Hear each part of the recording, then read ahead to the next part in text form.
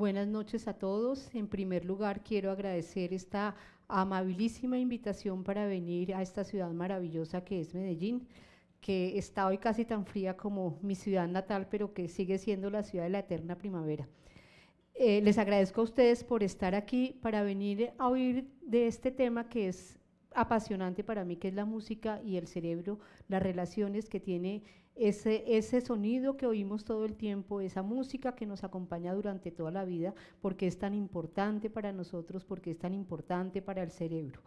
Hay una coincidencia bien importante y es que hoy es el Día Internacional del Músico y de la Música. Si hay músicos aquí, mis más grandes felicitaciones. Hoy 22 de noviembre se conmemora la fecha de la Santa Cecilia. Santa Cecilia se cree que era música, siempre se representa tocando algún instrumento, o el piano, o el arpa, o la guitarra, y el Papa Gregorio XIII la estableció como patrona de la música y dijo que su fiesta era hoy, 22 de noviembre. Entonces es un día maravilloso para hablar de este tema que es la música que, como les decía, nos rodea. Estamos desde que nos levantamos oyendo música.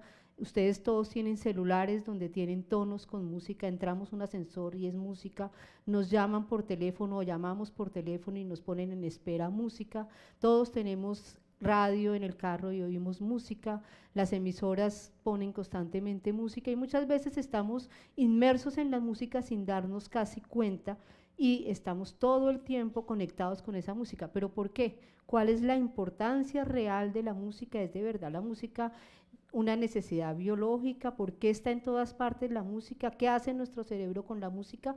Es lo que voy a tratar de mostrarles durante la charla, de mostrarles que realmente hay más interrogantes que respuestas, pero que todavía hay mucho que investigar y mucho que aprender de la música.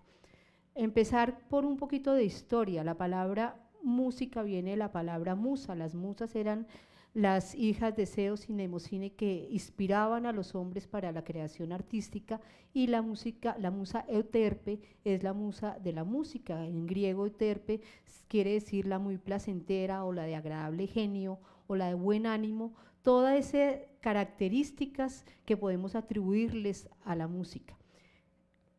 Y no hay ninguna cultura humana sin música. Hay culturas humanas sin escritura, pero sin música no hay ninguna cultura humana. Todas las culturas humanas desde el comienzo han tenido algún tipo de música, y las investigaciones arqueológicas han encontrado instrumentos muy antiguos, como estas flautas de hueso que le atribuyen que más o menos tienen 35.000 años, grabados de bailarines en las paredes de las cuevas de más o menos 16.000 años. Y la teoría en la cual se basa esa presencia de la música desde hace tanto tiempo en la humanidad es que probablemente es un lenguaje que es previo al lenguaje verbal, que es posible que la música apareció antes de que nos comunicáramos con las palabras. Esto es una teoría, no la tenemos clara, y la música como tal ha estado presente, y hay música que todavía existe, como esta música que oímos, estos tambores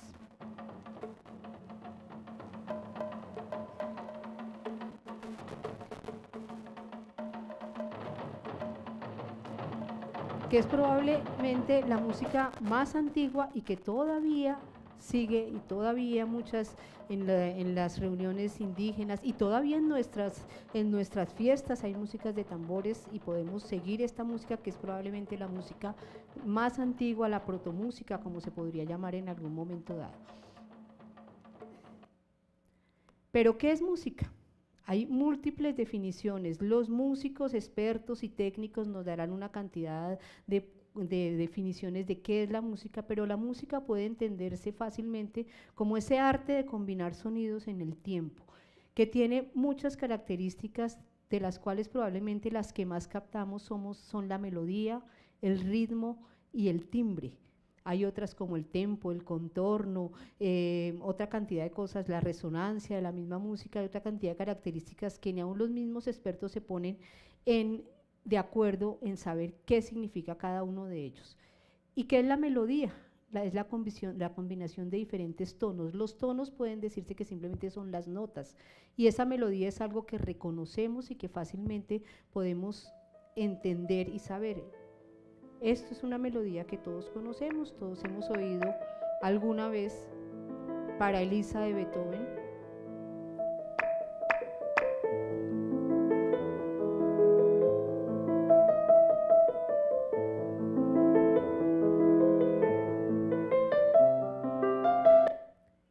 Y el ritmo, ¿qué es el ritmo? Es esa combinación de estos sonidos con una secuencia de ritmos de tiempo variable. El ritmo como tal, hay música que es totalmente rítmica, como esta.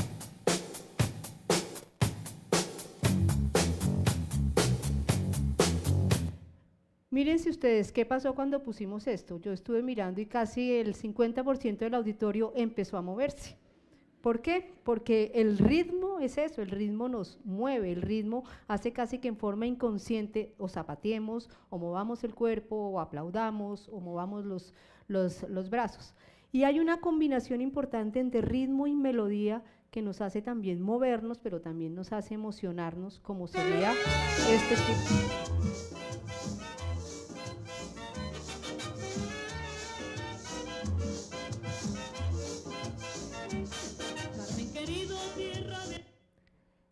Y tenemos esta combinación importante de la música melódica, la música con el ritmo, pero podríamos decir en términos generales que de alguna manera el ritmo nos mueve y la melodía y el timbre nos conmueven.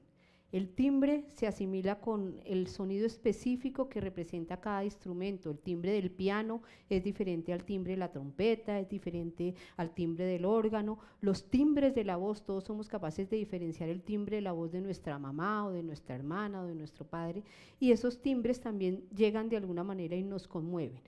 En últimas, uno podría decir que la música es un sonido organizado que está dotado de una carga significativa tanto para el que hace música como para el que escucha música.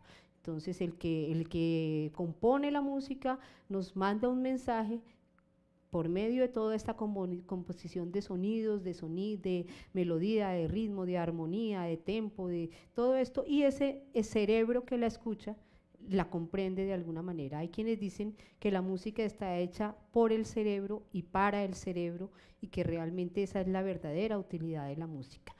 La música definitivamente es una expresión universal. Yo les decía que en todas las culturas existe música, pero es una expresión universal, pero no necesariamente transcultural, como veremos ahorita. Y es una experiencia personal, a pesar de que todos en un momento dado, si estamos en un concierto, podemos estar escuchando la misma música y estar sintiendo emociones similares. Para cada persona una canción significa algo distinto, una música significa algo distinto, y cada persona siente algo que no puede explicar al otro lo que le hace sentir cierta música. Entonces es una experiencia personal que eventualmente es compartida cuando estamos en grupo, que tiene efectos emocionales y motivacionales claros. Los publicistas son los que conocen más expertamente por qué es motivacional. Nos ponen música para vendernos una gaseosa, nos ponen música para vendernos cualquier tipo de artículo, y además emocional. La gente que hace cine lo sabe claramente. Las escenas en cine que no son muy claras necesitan una música de fondo para que nosotros entendamos qué está pasando. No es, si ustedes, yo les pongo a pensar en una escena en la cual hay una persecución, inmediatamente nos imaginamos qué tipo de música va con la persecución, o una escena de miedo, también nos imaginamos esto. Si hay una escena sin música donde no hay palabras, los actores necesitan ser supremamente expresivos para que sepamos exactamente qué está pasando. Entonces la música también tiene esa capacidad de hacernos entender emocionalmente qué ocurre. Es una necesidad biológica, y esa es la gran pregunta. ¿Por qué, si en todas las culturas hay música, por qué si sigue habiendo música a pesar de todo, y no es una necesidad como comer, como dormir o como tener sexo? ¿Por qué sigue existiendo la música? ¿Por qué existe en realidad en sí misma no es una necesidad biológica, pero aparentemente tiene un papel en todo el proceso evolutivo, tiene una importancia grande en todos los procesos de cohesión social, en todos los procesos donde como grupo nos unimos. La música nos hace a veces que trabajemos juntos, hizo que en las guerras los soldados marcharan juntos. También tiene un papel importante en la consecución de la pareja. ¿Quién de nosotros no bailó por primera vez con su novio y quién después no se enamoró bailando? O sea, es la parte de la pareja, y eso viene desde tiempos muy atrás. Tiene también un papel en la reducción de conflictos. Ustedes han visto que en algunas culturas los conflictos se mejoran cantando. La gente, en los mismos vallenatos, por ejemplo, cuando hacen estas pullas, uno canta y el otro le responde y pelean, pero cantando. Entonces también tiene un papel en eso. Y además de eso, es un vehículo de la transmisión de la información de una generación a otra. Todos los cantos, todas las historias que nos cuentan nuestras músicas vienen desde generaciones y nos cuentan también una historia. Pero existen, como les decía, diferencias culturales. La música es universal, pero no necesariamente transcultural. Hay músicas y ciertas culturas que tienen una música que para nosotros no tendría mayor significado. Esta es una música japonesa en la que oímos unos sonidos que no logramos identificar muy bien, que son algo disonantes, que probablemente no nos dicen nada, pero que a ellos sí les dicen algo importante, a diferencia de si ponemos esta música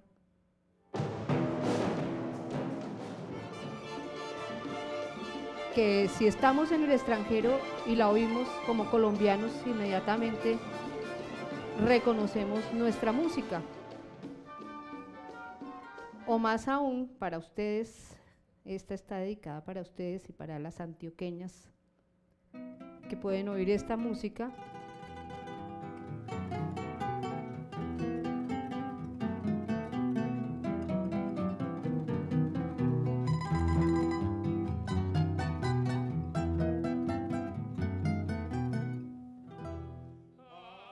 Antioqueña, que tiene negros los ojos, el cabello rizado, los labios rojos, antioqueñita. Entonces veíamos que en cada cultura tiene su música. Ya con la globalización, de alguna manera, la música occidental ha penetrado en los orientales. Ya uno ve que en Japón la gente aprende a bailar salsa, en China cantan a Shakira. O sea, ya la música se ha globalizado, pero definitivamente hay ciertas cosas que son muy culturales y que nos tocan muy de cerca solo a nosotros. Cuando uno habla de música, la gente a veces tiende a discriminar ciertos tipos de música, a decir a mí eso no me parece música, eso no es música culta, y la música es todo, y además a todos nos gustan todos los géneros de música. Hay algunas cosas que nos gustan más que otras, todo depende de cómo nos hayan educado, lo que hemos visto. Tenemos música que es música popular, pero casi ya podríamos decir que es clásica, como esto. Bad. Take a sad song and make it better. O música clásica, como la música de Bach.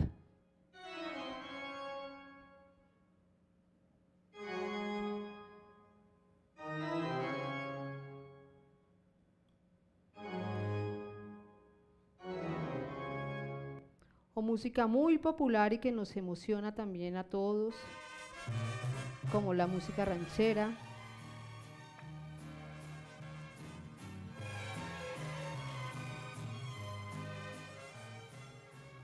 O la música religiosa. Uno no podría concebir muchas de las celebraciones religiosas sin música. Todas las religiones tienen su música, y en todas las celebraciones religiosas siempre hay algún tipo de música, cantos como estos que son los cantos gregorianos.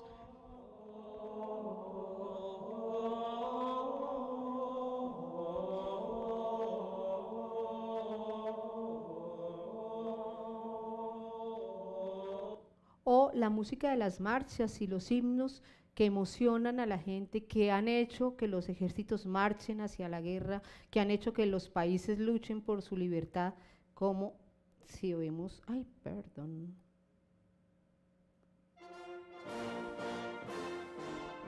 como la Marsellesa.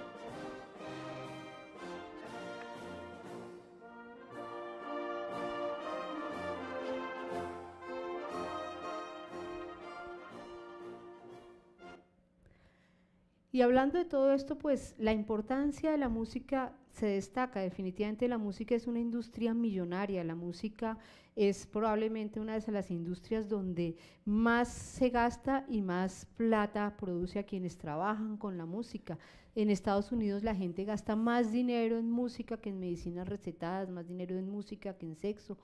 Nosotros somos oyentes de música expertos porque estamos oyendo música desde muy pequeños, y así no seamos músicos, así no entendamos de técnica musical, todos podemos decir qué nos gusta y qué no nos gusta, qué música es buena y qué música no es buena, qué música suena bien y qué música no suena bien, y eso es importantísimo y no sabemos realmente cómo lo logramos, pero todos de alguna manera somos seres musicales. Hay un libro bien interesante que se llama Tu cerebro y la música, de el doctor Levitin, donde él cuenta una historia de un compañero de él que fue a una tribu donde él le dijeron, bueno, vamos a cantar y vamos a bailar, y él dijo, no, es que yo no sé bailar y yo no sé cantar. Entonces le decían, pero ¿por qué? Si usted es humano, si usted habla, usted puede bailar y usted puede cantar. De alguna manera nosotros hemos perdido esa posibilidad de pensar que todos podemos cantar y que todos podemos ser muy buenos cantantes, buenos músicos y buenos bailarines. En los últimos 500 años se dividió la humanidad entre aquellos que interpretan música y entre aquellos que oímos la música, pero la verdad es que todos tenemos instintivamente esa posibilidad de ser música. Pero ¿por qué escuchamos música y por qué gastamos tanta plata en música? ¿Por qué somos capaces de gastar una cantidad grandísima, casi lo equivalente a un salario mínimo, para ir, como pasó en Bogotá, a oír a este señor que nos encanta?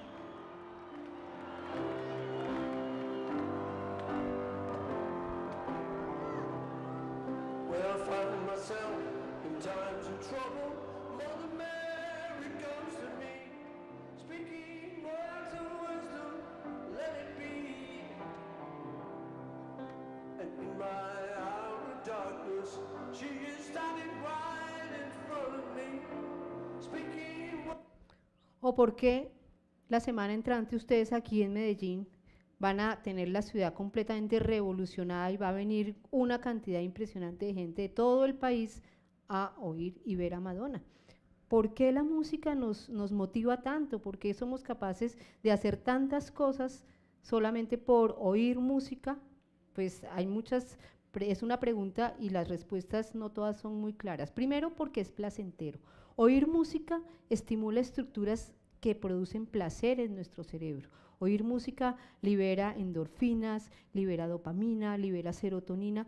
Todas esas sustancias que nos hacen sentir bien son las mismas sustancias que se liberan cuando uno está enamorado, las mismas sustancias que se liberan cuando uno come chocolate, o las mismas sustancias que se liberan cuando los drogadictos consumen su droga o cuando el jugador empedernido gana. Esas sustancias que se liberan y que producen placer, y la música definitivamente sabemos que estimula esas estructuras y que es placentero para el ser humano escuchar música. Además es bello, como todas las artes, traduce una belleza. La música nos da una cantidad de patrones que nuestro cerebro interpreta como bellos, y por eso también nos gusta y por eso también es placentero. Seguimos con esa pregunta de qué papel tiene el proceso evolutivo, por qué es importante, y parece que además hace parte también del desarrollo humano. Parece que los niños necesitan escuchar música para poder hablar. Ustedes ven cómo las madres estimulan a los niños, cómo les hablan. El lenguaje que nosotros utilizamos cuando nos hablamos con un niño generalmente es un lenguaje más agudo y más musical. Todos estamos diciendo, mi niño, lo quiero. Y estamos haciéndole una cantidad de música con nuestra voz, porque de alguna manera ese oír la música y oír los cambios de tono para el niño facilita la posibilidad de adquirir posteriormente el lenguaje, y dicen que podría ser como un precursor de toda una cantidad de procesos cognitivos, pero además nos despierta emociones y sentimientos que todos buscamos en la vida. Siempre estamos buscando emociones y sentimientos agradables, a veces tristes, a veces completamente emocionantes, pero la música todo eso nos lo da. Y ese es uno de los motivos más importantes de por qué compramos discos, por qué oímos música, por qué bajamos música, por qué tenemos música en nuestra vida todo el tiempo. ¿Y por qué nos gusta la música? ¿Por qué esa música específica nos gusta a cada uno? Ustedes han visto que hay un programa que se presenta en Caracol que se llama Mi Banda Sonora. Todos tenemos nuestra banda sonora, todos tenemos la música que ha marcado nuestros momentos en la vida, todos tenemos como esos momentos que hemos vivido y los asociamos a una música especial, y esa música es la que marca nuestra vida de alguna manera. Los bebés desde muy pequeños pueden discriminar cuándo una música es consonante y cuándo es disonante. Ellos hacen y se han hecho experimentos colocándoles audífonos y son capaces de, cuando oyen un sonido disonante, llorar, y cuando oyen una música que les agrada, estar tranquilos o sonreír. Y los gustos musicales en los niños y hacia nosotros van de lo simple a lo complejo. Entonces, cuando un niño es muy pequeño, las canciones simples, si veamos todas las canciones infantiles, son simples. A un niño le encanta Barney es un dinosaurio, y lo oye todas las veces y lo repite, y es una melodía supremamente simple. En la medida en que vamos evolucionando, somos capaces de escuchar músicas más complejas, de que nos gusten músicas más complejas, obviamente de acuerdo a la exposición que hayamos tenido a la música.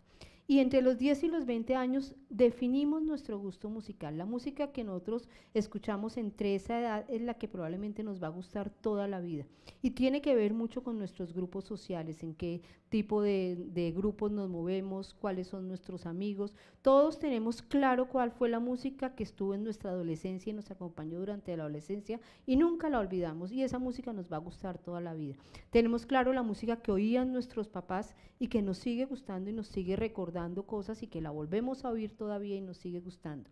Y de alguna manera las características de la personalidad se asocian con la música que se escucha.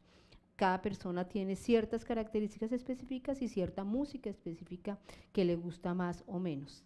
Sabemos que la música y la emoción tienen mucho que ver. Este es un experimento que se hizo con estos nuevos métodos de imágenes cerebrales, que son la resonancia magnética funcional. En los últimos 30 años la neurología ha volteado sus ojos hacia la música y ha empezado a buscar cuál es el significado de la música y qué pasa con la música. Este es un estudio que pusieron a oír esta música que ustedes están oyendo de fondo.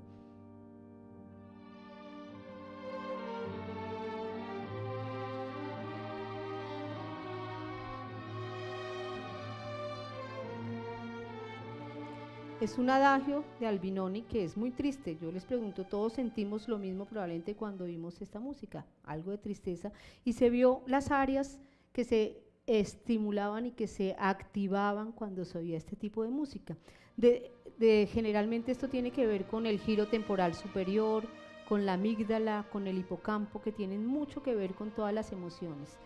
Posteriormente al mismo grupo los pusieron a escuchar esta música que ellos consideraban alegre.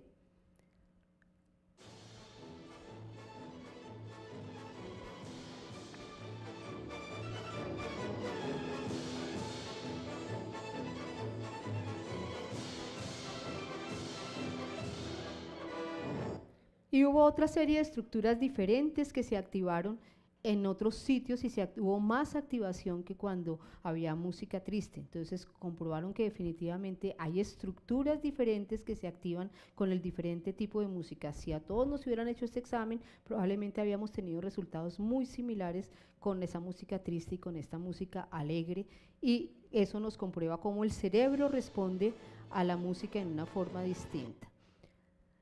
Y además de eso, la música tiene que ver también con la emoción, como habíamos dicho antes, estimula las estructuras de recompensa, de lo que ya hablamos, facilita todas esas relaciones sociales y estimula la secreción de una hormona muy importante que es la oxitocina. La oxitocina es la hormona de la empatía o la hormona del amor, es la hormona que hace que entre la madre y el hijo haya un apego, es la hormona que cuando tenemos hijos secretamos, que nos protege, que nos hace que produzcamos la leche para nuestros hijos, que hace que los hombres, y eso es algo que está ahora de moda, que la oxitocina vuelve a los hombres fieles, impide que sean infieles porque es la hormona del amor, y que hace que los hombres además también tengan ese sentido filial y esos sentimientos, y la música secreta y ayuda a que se secrete esta hormona, hace que, por ejemplo, John Lennon hubiera escrito esta canción a su hijo. slow. Sit down then.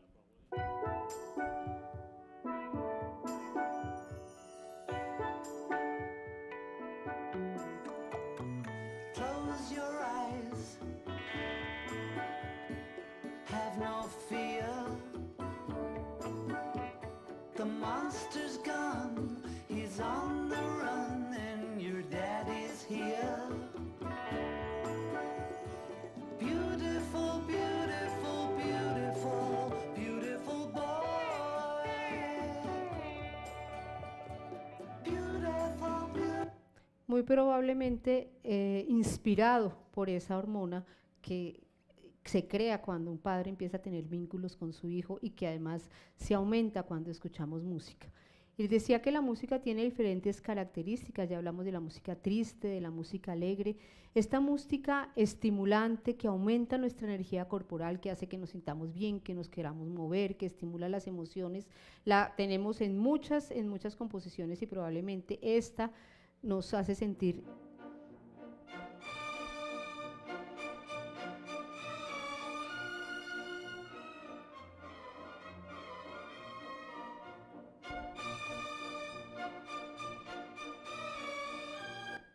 pero a diferencia de esta otra música que es sedante, que es de naturaleza melódica, sostenida, que el ritmo es regular, que es tranquilizante, que tiene un timbre vocal que podemos reconocer. ¿No se está escuchando?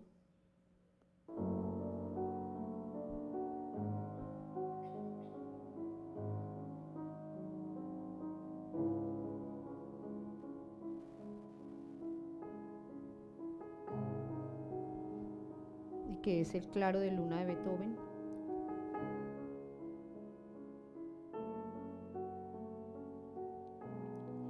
Y otro fenómeno importante es el de la música y la memoria.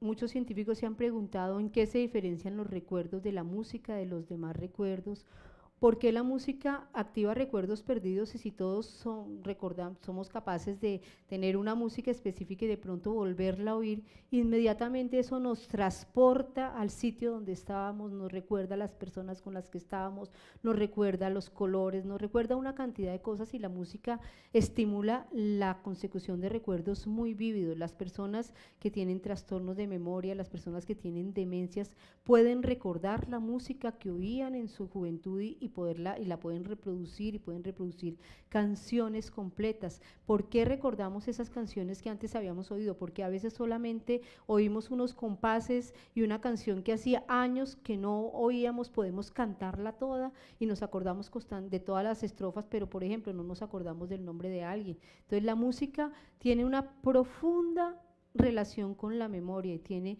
un fondo bien importante con la memoria que todavía está por esclarecer. Recordamos canciones y podemos recordarlo con algo que los científicos han llamado el oído mental. Hay un experimento que ellos hicieron que es decirle a todo un grupo, recuerden ustedes en qué momento del himno nacional aparece la palabra júbilo. Todos podemos llegar a júbilo. Y cantamos rapidísimo Gloria y Majestad júbilo y llegamos a júbilo y recordamos y podemos seguir cantando en qué momento sigue la palabra y eso ellos trataron de ver cómo nosotros recordamos la música como una estructura completa, con frases completas, no con tonos, y que es una forma de recordar distinta a la como se recuerdan otras cosas. Además, hay otros fenómenos que han llamado la atención, como estos gusanos de oído, esas canciones que se nos pegan, ese pedacito de música o de canción con la que amanecemos un día por la mañana y no somos capaces de sacárnosla, y todo el día estamos repitiendo un pedacito de canción que no necesariamente nos gusta, puede que no nos guste, que queremos sacárnosla, que pensamos en otra cosa, y después cuando estamos distraídos otra vez vuelve, y eso se llama gusanos de oído, porque son como que se meten en el cerebro y quedan todo el tiempo ahí.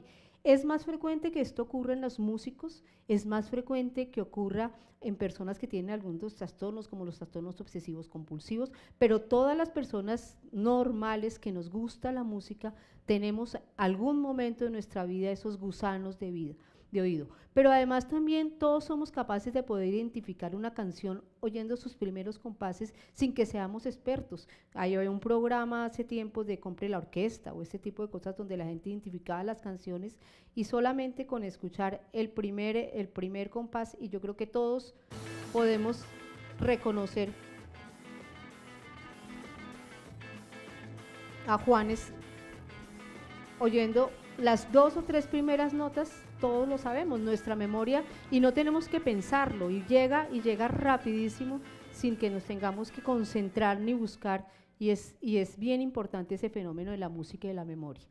Una cosa que ha tenido muchas relaciones es hablar entre si el lenguaje musical y el lenguaje normal comparte lo mismo y es lo mismo. La conclusión es que no, el lenguaje musical va por una vía, el lenguaje verbal va por otra. De hecho, todos conocemos, bueno, yo conozco, de pronto algunos de ustedes conocen personas que no hablan muy bien, pero cantan divinamente. Personas tartamudas que no son capaces de decir 2 palabras seguidas, pero que ustedes lo ponen a cantar y cantan súper bien. Eso ya es una muestra de que el lenguaje va por un lado y la música por otro.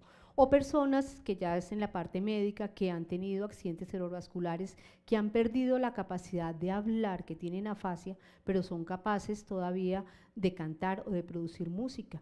Y entonces demuestra cómo definitivamente los procesos que se llevan en el lenguaje verbal son diferentes. Además, el lenguaje musical tiene la capacidad de crear recuerdos y memorias bien importantes de una forma distinta a la que crea el lenguaje verbal. El lenguaje musical también produce una actividad motora, y hay algunos autores que dicen que nosotros realmente oímos música con todo el cuerpo, por eso nos movemos cuando oímos música rítmica, por eso el oír música estimula una cantidad de movimientos que son inconscientes, y además tiene todo ese proceso de afecto que tiene que ver con la música. Los estudios han demostrado que la música se procesa en todo el cerebro y que se procesan diferentes características de la música en diferentes hemisferios, en los 2 hemisferios cerebrales. Todos tenemos el hemisferio derecho, que se supone que es el hemisferio más artístico, y el hemisferio izquierdo, que tiene que ver con el lenguaje, que es como el más científico, pero la respuesta es que en ambos hemisferios se procesa música, que en el hemisferio derecho sobre todo se procesan el tono y el timbre, se procesa la percepción de la melodía y está la memoria musical, y en el hemisferio izquierdo está más el ritmo, también la percepción de la melodía, el reconocimiento de esa melodía que no sabíamos, y además de eso en los músicos el análisis de la estructura musical. Los músicos de alguna manera desplazan mucho de las funciones del hemisferio derecho al hemisferio izquierdo porque lo hacen más consciente y lo analizan, y entonces ese hemisferio absolutamente artístico cambia un poquito al lado izquierdo en los músicos para poder analizar mejor la música. Estas unos dibujos del doctor Levitin, el que estudia la música y que tiene Tu cerebro y la música, donde nos muestra cómo realmente prácticamente todas las estructuras del cerebro de alguna manera están comprometidas con el análisis de la música. Está comprometida el área frontal, el área parietal, el área de la memoria, el cerebro, el cerebelo, que tiene mucho que ver con toda esta parte de seguir el ritmo, que tiene también que ver con toda la parte emocional, la parte cortical, y en la parte un poco más profunda que vemos allá tenemos estructuras como el cuerpo calloso, que conecta un lado con el otro del cerebro, que es importantísimo para los músicos que tocan con las 2 manos el piano. Cualquier músico necesita tener una mano haciendo una cosa y la otra, y esa conexión entre lado y lado se logra a través del cuerpo calloso, como en la amígdala, como en el núcleo accumbens, como en el hipotálamo están todas las expresiones de memoria, de afectividad, de emoción relacionadas con la música. Entonces, antes se creía que podría haber un solo sitio del cerebro donde se analizara la música. Ahorita sabemos que realmente es un proceso multimodal en el cual están involucradas muchísimas estructuras, mucho más cuando uno es músico y cuando uno tiene no solamente que oír la música, sino también interpretarla, también leer música, que entonces ahí tendríamos que ver la corteza occipital, que tiene que ver con la percepción visual. Entonces el músico tiene que mirar las notas, interpretar esas notas, hacer que esas notas produzcan unos movimientos específicos en cada mano diferente. Además de eso, después de que hace esos movimientos, escuchar lo que produjo y analizar si está bien. Entonces es todo un proceso importantísimo que nos muestra que la música estimula todo el cerebro. Si nosotros tenemos en cuenta que existe algo que se llama la plasticidad cerebral, que es la capacidad que tiene el cerebro de ante estímulos externos cambiar su estructura, los aprendizajes, todo lo que nosotros aprendemos nos cambia de alguna manera nuestro cerebro. Entonces, aprender música, ejecutar música y oír música probablemente nos cambia el cerebro, y de ahí la importancia, lo que vamos a hablar más adelante, de enseñarles a los niños música, cómo mejora es una serie de aprendizajes. Esto solamente para demostrar lo complejo que es todo ese proceso musical en una persona, en un músico, y cómo hay estructuras en los músicos que son distintas. Las estructuras, hay estructuras de mayor tamaño en los músicos, como el cuerpo calloso que les hablaba, que comunica un lado con el otro, como el cerebelo, y la representación cortical que está auditiva, que está en el lóbulo temporal, en los artistas y en los músicos es 25% más grande que en los no músicos. Hay estudios científicos que están publicados como este, donde se analiza los gastos metabólicos que tienen las diferentes estructuras en los músicos y en los no músicos, y encontrando que hay valores bien importantes y valores significativos de diferencia entre el músico y entre el no músico. Hay muchos experimentos donde han puesto a los músicos a imaginar que están tocando música y cómo eso también le estimula ciertas áreas cerebrales específicas, así no tengan el instrumento en la mano, y a los no músicos a imaginar música y cómo también pueden de alguna manera estimular las mismas cosas. Entonces cada vez hay más estudios y más interés de qué está pasando con el cerebro y la música. Y hay algunas enfermedades, y una probablemente que es bien importante es la amusia, que es la incapacidad que se tiene para percibir la música como tal, ya sea para percibir el ritmo, el tono, que son los más frecuentes, pero puede ser como para percibir la armonía, para percibir la melodía. Y a músicos famosos han sido estos. Se dice que el Che Guevara tenía una amusia total para el ritmo, que él tenía que preguntarle, si ustedes vieron alguna vez la película Diarios de Motocicleta, cuando llegaban a bailar en alguno de estas, tenía que preguntarle a su compañero qué tipo de música, qué ritmo sonaba para poder bailar, porque él no era capaz de discriminar el ritmo de la música. Y la música que ustedes están oyendo al fondo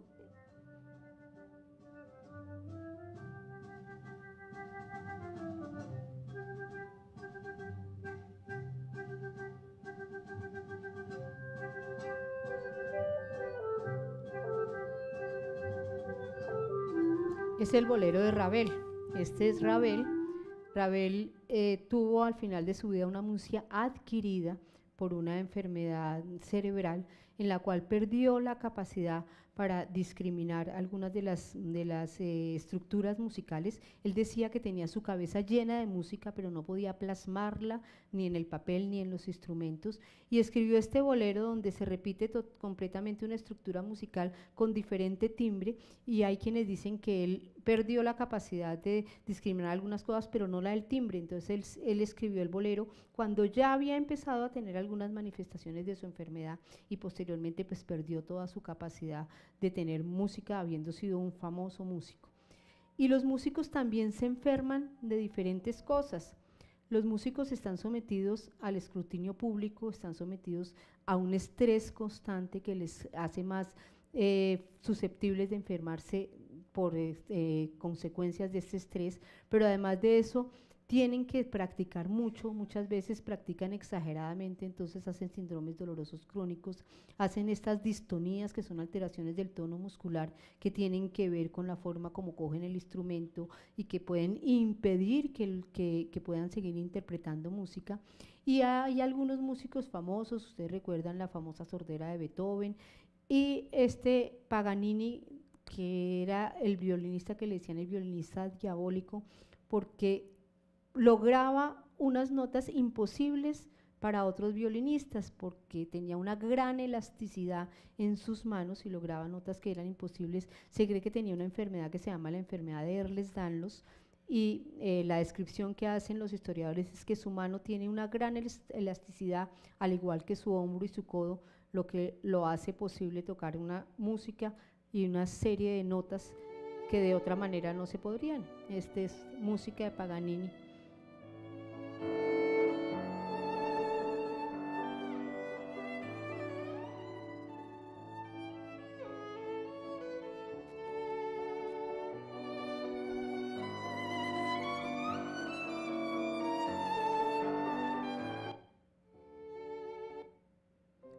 Bueno, y vamos a Mozart. Yo, como en la presentación inicial les dijeron, yo soy neuróloga infantil, veo obviamente niños con alteraciones neurológicas, y desde el punto de vista de la neurología infantil, Mozart es bien llamativo. Es un niño, es una persona que desde muy niño empezó a ser músico y que tiene una serie de características que, como veremos más adelante, son de gran importancia para la neurología infantil. Nace en Salzburgo en 1756 en una familia de músicos. Su padre era maestro de música, su hermana fue también música, se llamaba Anne, pero no fue nunca, y le decían Nanette, pero nunca tan prodigiosa, además también porque de alguna manera no la estimularon tanto como a Mozart. Y Mozart empezó a tocar desde los primeros años de vida. Ya a los 4 años tocaba el clavicordio, a los 6 tocaba el violín, ya leía música, escribe su primera sinfonía a los 8 años. Esta es de sus primeras composiciones, que todavía la escuchamos con alguna frecuencia.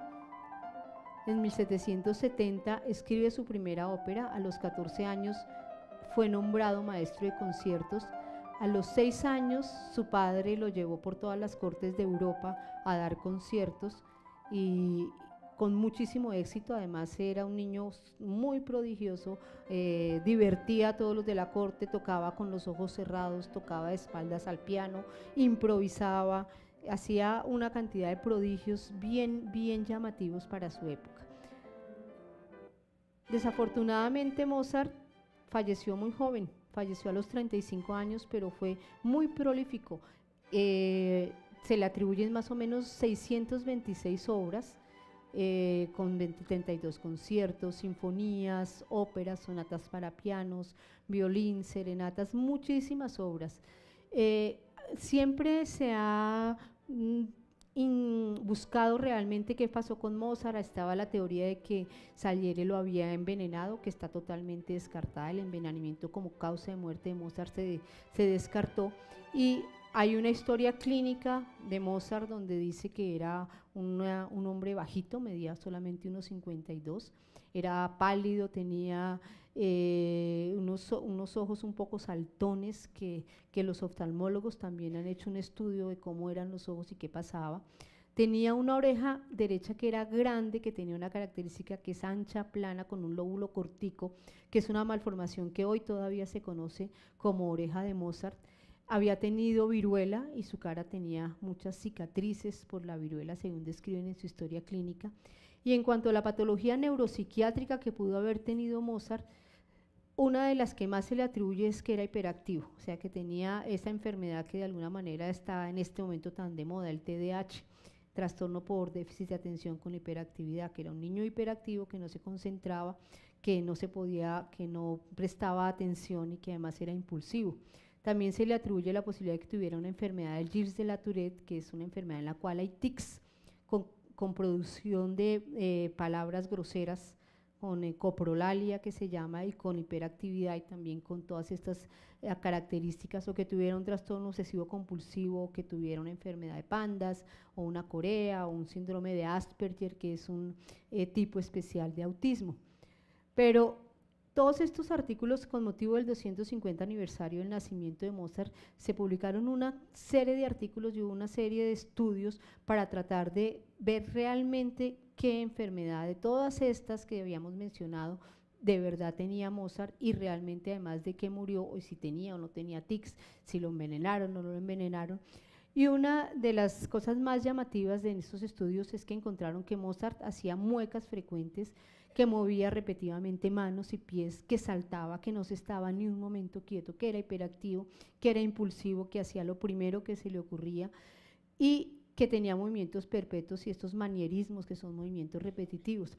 Esto en todos los artículos y los historiadores encuentran que 11 de 25 personas que tuvieron relación con Mozart refieren esto. Su hermana dice en algunos escritos que Mozart no tenía el más mínimo autocontrol, que él iba haciendo lo que se le ocurría. Y en esta película de Milos Forman, que realmente a veces es un poco caricaturesca, pero que muestra algunas de las características de Mozart.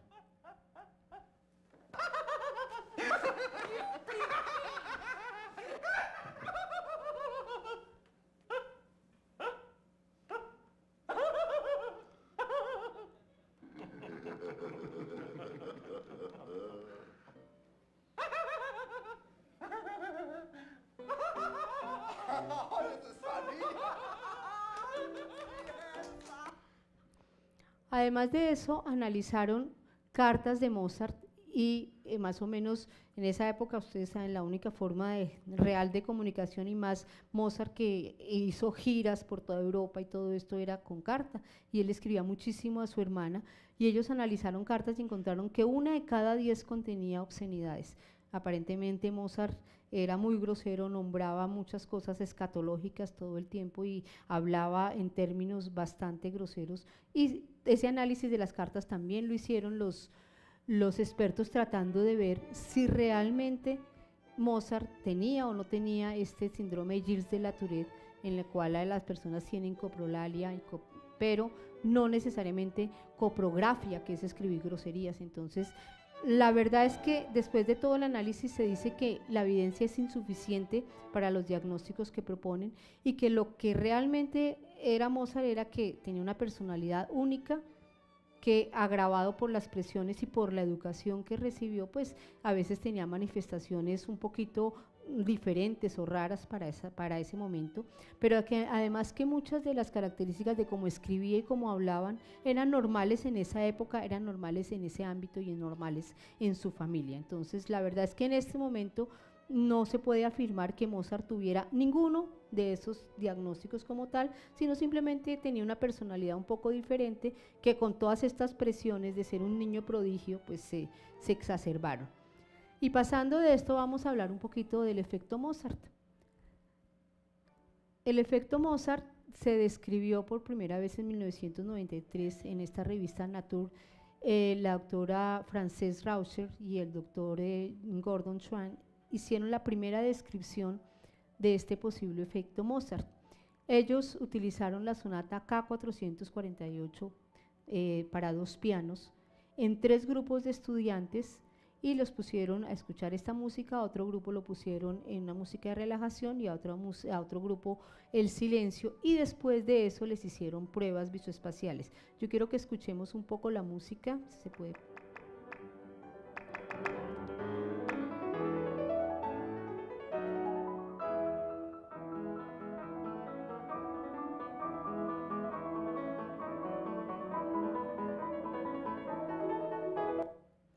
Esa es la música que escuchó este grupo. Aquí está la prueba un poco más clara, el grupo número 1, que era el que escuchaba Mozart, específicamente esa sonata, el grupo número 2, la música de relajación, y el grupo número 3 permanecía en silencio.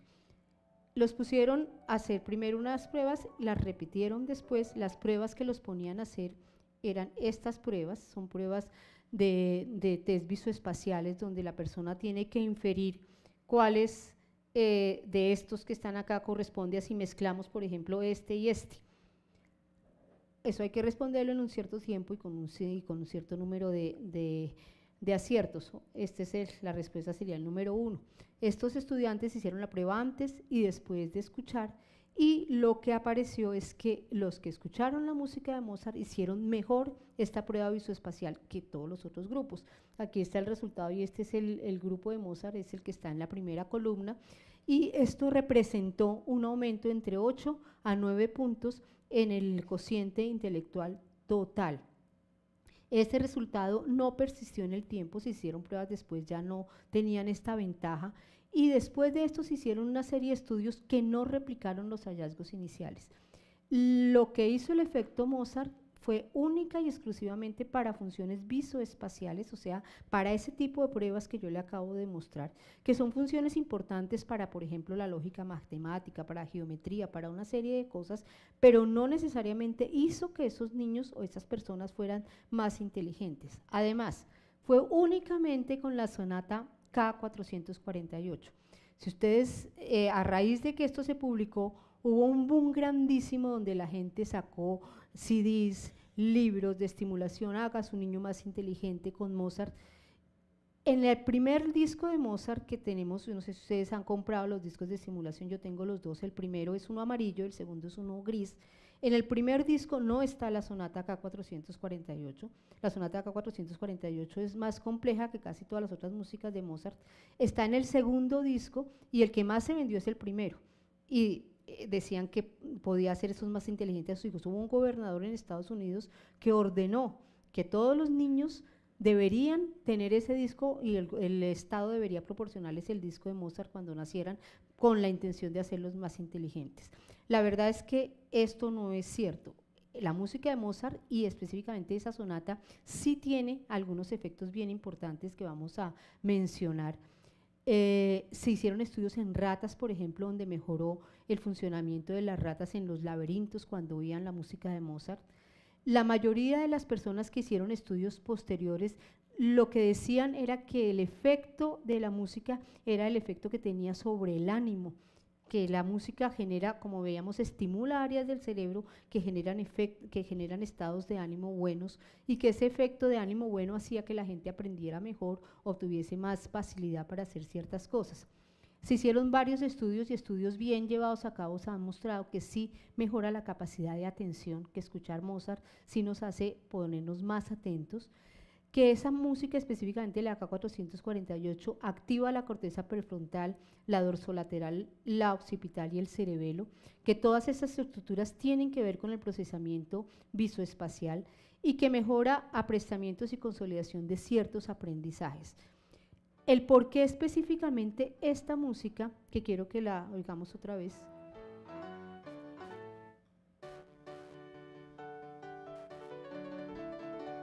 Hay quienes se han encargado de buscar qué características específicas tiene esta música para que produzca eso.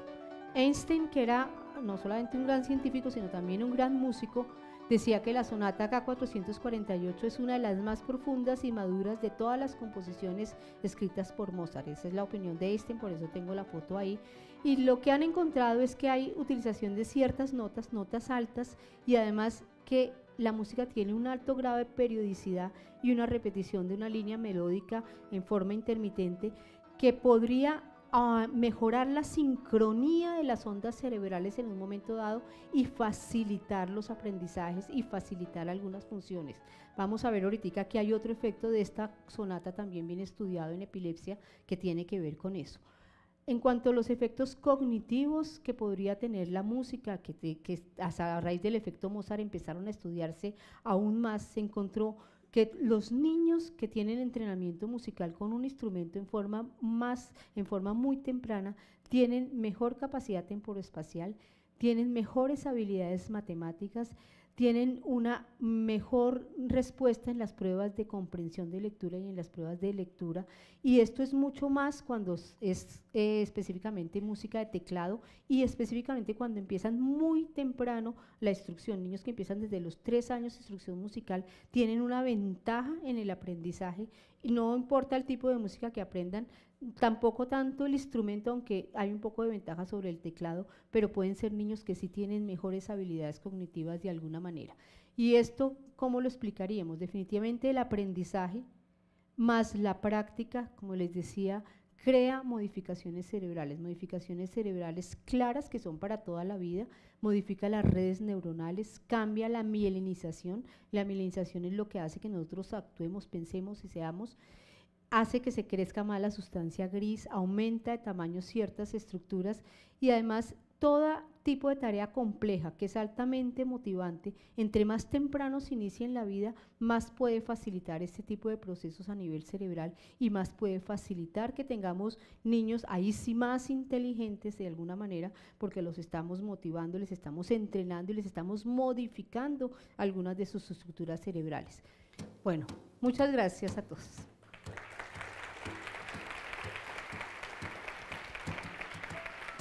Fly